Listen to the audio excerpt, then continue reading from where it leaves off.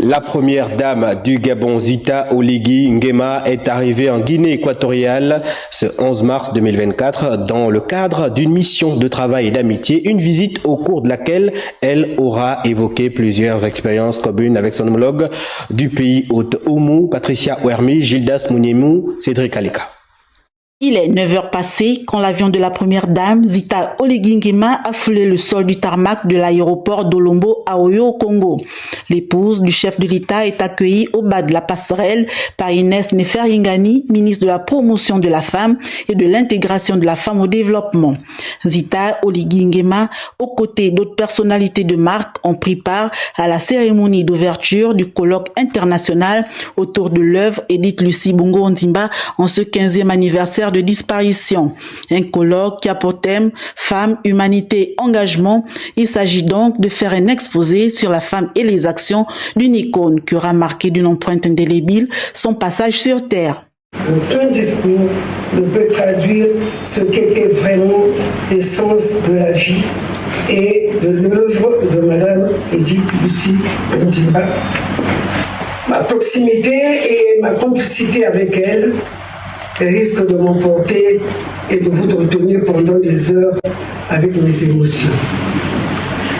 J'ai donc jugé utile d'accorder la priorité aux témoignages et aux échanges que vous aurez au cours de ce colloque.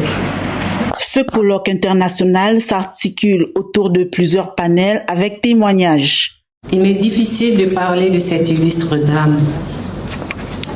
Son revoir avec émotion, les moments qu'elle a inscrits en lettres d'or dans la mémoire collective de chaque Gabonais.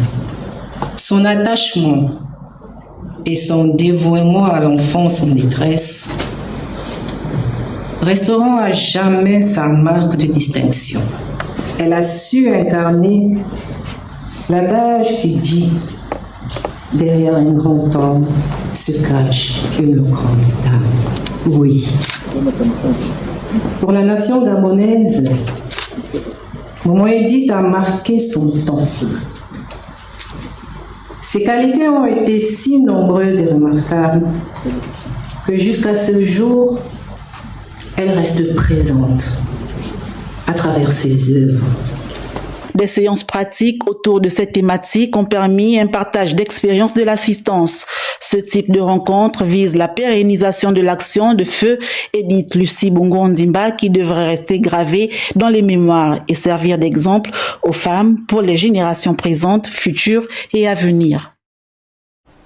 Voilà, vous avez plutôt suivi un élément de la première dame au Congo dans la suite des commémorations de la disparition de feu Edith Lucie Bongo Ondimba. Vous suivrez certainement les activités de la première dame en Guinée équatoriale au cours de nos prochaines éditions d'information.